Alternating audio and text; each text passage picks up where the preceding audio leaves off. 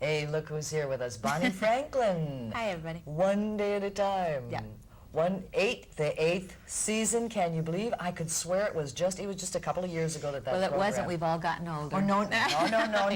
Some of us have gotten older, and then there are others. Some of us have gotten better. Is that what it is? Older You're not but better. getting older, you're getting better. Right. You've done Broadway. Mm-hmm. You've done television, movies for television. You sing, you dance, you talk. you do the, I sound like a freak show. do the, Yeah. yeah, you've been at it a lot longer than it looks. You look Thank you. wonderful. I think that's, thank you. You really do Thank look you. wonderful. Thank you. I mean, you started out at age 4. Yeah, not professionally until age 9. Well, let's see, you were doing Shakespeare at 4. Yeah. What did you do? Do you recall? Yeah, we were doing Romeo and Juliet. I remember it very well. There was this wonderful lady who was a very, very big part of our lives that studied at the Royal Academy of Music. She was quite old. It was before it was the Royal Academy of Dramatic Arts in England, London. And she was like a grandmother to us.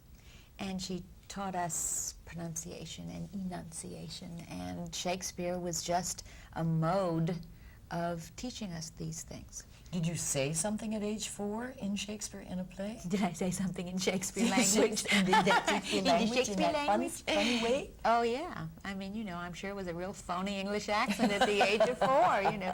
Romeo, you know, and I was a little kid. Yeah. You know, I have a nephew right now who is real capable of doing all of that same stuff, and he is 4 going on 5. I think I was swift in that I had 3 older brothers and sisters, and then I just had a baby sister born right about that time, and books were all around. So reading and learning, and I was very much a part of what we did. It was just part of the family experience. And in those days, many moons ago, there wasn't a lot of television.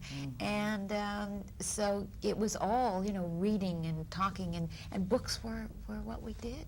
Yes. You know, Bonnie, 85% of actors are unemployed. You've got your share of employment, more than you can handle. Very lucky. What would you recommend to somebody from Nebraska who wants to come to Hollywood or wants to go to New York? What must they do? Train. Is that at the university? Where I would is it? always say to go to school.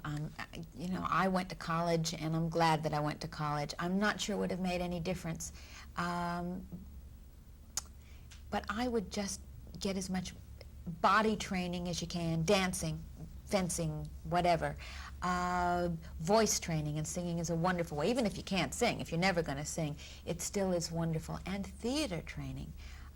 We are constantly here in LA, and for our show and for all the other shows, importing people from New York constantly, because you find that a lot of people who are in the theater, and I did the same thing. I went to New York. I was in New York for 8 years before I came out here.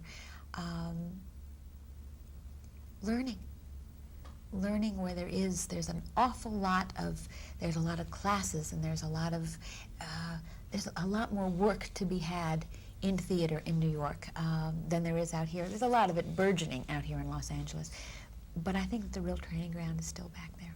How about luck? How about being in the right place at the right time? How All much of of those a things, all those all of those things because are part I've seen of it. some very fine actors who are unemployed. It's true. All of those things apply. That's why it's such a frightening business, and why I've been extraordinarily lucky. I really have. I've worked hard, yes. I have a certain thing that appeals to people, and I'm lucky in that too. I mean, it isn't something that wasn't something that I worked on. But yeah, I met Norman Lear at the right time, and yeah, there was a project coming up that was right, that the audience out there at this particular time said, I like that person, I like that those relationships, I care about those people. That's also luck, and a lot of talented people. I mean, there are a lot of writers and producers and directors and so forth also involved in that. But boy, I'll tell you, if I were starting out, and I still say to you, please, unless there's something driving you that you are willing to be very disappointed and very deflated and very depressed and not knowing whether you were at all good and feeling as insecure as you probably feel to start off with anyway, do something else. Do something else, unless you just can't help it. And then work hard. And then hope.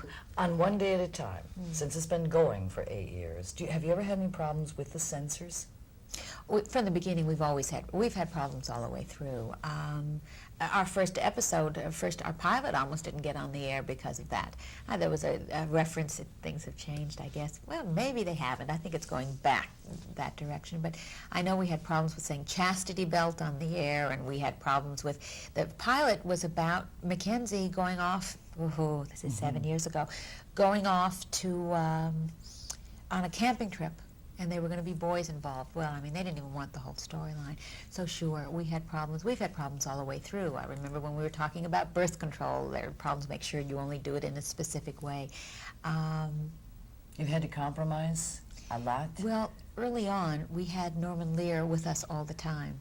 And Norman is a tremendous fighter, as you well know. And we've gone right to all right, then just don't show it, don't air it. We're going to film it this way. We did a show a couple of years ago in which Pat Harrington had to, he became impotent because he thought that he had, somebody died of a woman that he was with died of a heart attack, and it scared him, and he thought that, and he became impotent. And there were problems with that show too, with program practices. We did a show on infertility that we had to be careful. There's sometimes, I've got to say, that they're terribly important, that program practice is important, because they force you sometimes to look at what you're doing and saying, are you doing this in a responsible manner? Sometimes they're important, sometimes it's silly. I mean, sometimes it's silly. Well, you're doing something right, because it's now becoming one of the longest running shows on television. Isn't that something? It's amazing. One day at a time. It's amazing. And the children are growing up and getting older, and Bonnie's going to be a grandmama, and interesting things are going to happen, and Schneider will always be there to take care of everything. Yeah. I love Schneider. Love you. Thank you. Bonnie Franklin, delight to meet you. Thank you. It was And lovely. 10/11 Morning continues.